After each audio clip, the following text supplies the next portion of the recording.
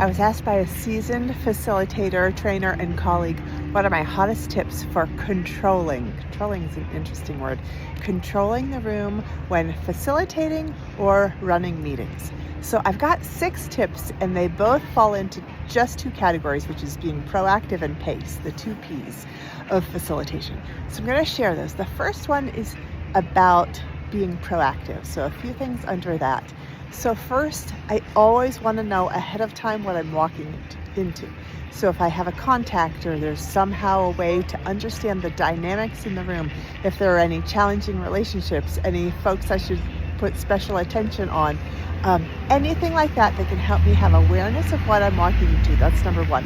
The second is maximize relationships. If I have a few minutes ahead of time, can I form bonds with a few folks, especially if there are folks who seem, or I know, are going to be a little resistant, trying to chat with them, checking in, hey, how's it going? How's your day? What have you been up to so far?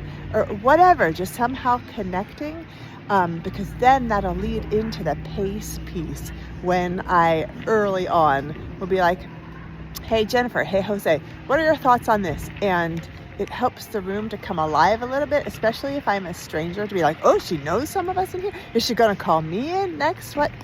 And then, and relationships is often the top way to control, because controlling sounds like it's not relationship based, but people want to trust, people want to agree with, people want to be helpful with people with whom they have relationships already. That's just human nature. Okay, the third under being proactive is sharing your expectations.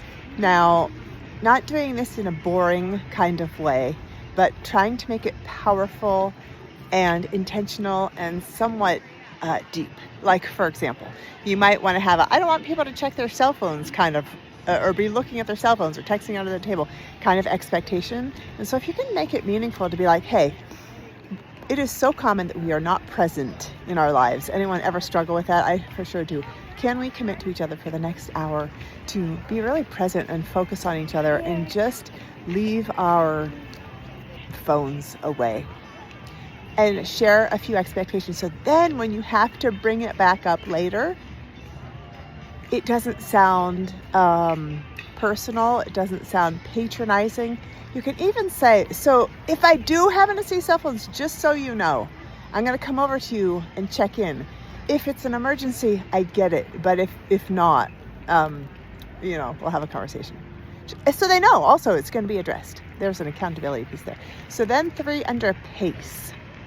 So for sure, I'd say start on time. People know you mean business then. And half the group wants to start on time, half the group doesn't want to start on time, but that sets a tone of we're here to do something important. Second is, and this ties into why I'm recording this right here, do not share your bio and the agenda within the first 2 minutes, because those things are somewhat boring. So for example, you might be like, where are you, Julian? What are you doing? So I'm at this place called Seven Springs in the hills outside of Pittsburgh, Pennsylvania, where I used to ski a lot when I was young. My family's having a family reunion kind of thing here. I haven't been here in decades, and it feels special to be here. But if I get on the video, I'm like, hi everybody, welcome to this place, and this is where I am. You're like, I don't care. What's the point of us being here? So if you out of the gate, get them engaged. So first couple of minutes, make it interesting, get them to care, and get them to speak and to think. So a few ways to do that is starting an activity right away. I like to have people turn to each other and say a hello. I like to do that thing where I'm like, hey, Jeremiah, what are your thoughts on this? Is this even important to you? Like, if you wanted to get something out of today, what would it be? Something like that. And then after a few minutes, be like, okay, this is what you can expect today, or this is who I am. And it changes up the routine, so it shocks people out of their just flatlining, being bored with another meeting. And the other piece that is with pace, but I've also alluded to some, but I want to really highlight it specifically, is the relationship piece and engaging piece. If I know all the people's names and can bring them in, is one of the most powerful things. And the funny thing is if there's less than 35 people and I have 15 minutes or more before an event starts and I'm ready, I practice everybody's name. I pull someone aside and I'm like, hey, can you help me know everybody's name here? Not introducing me to them, but just knowing them, like, psst, tell me what they are. And then I have to practice multiple times. And so then when I say, okay, so before we get started, like after a couple minutes, okay, before we get started, I want to make sure I've got everybody's name in here. Who in here knows everybody's name?